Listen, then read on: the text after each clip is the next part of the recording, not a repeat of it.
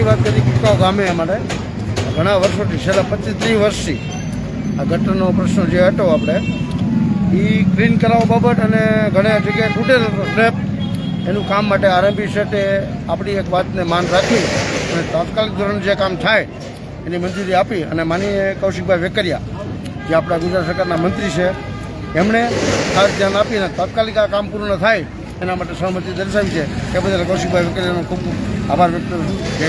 સંજયભાઈ, આ કેટલો વિસ્તાર છે આ ગટરનો? એ સાહેબ 500-600 ફૂટથી ઉપરનું કામ છે અને આ બસ સ્ટેન્ડ રોડ જ છે, કુકાવનો મેઇન રોડ ઉપર જ છે.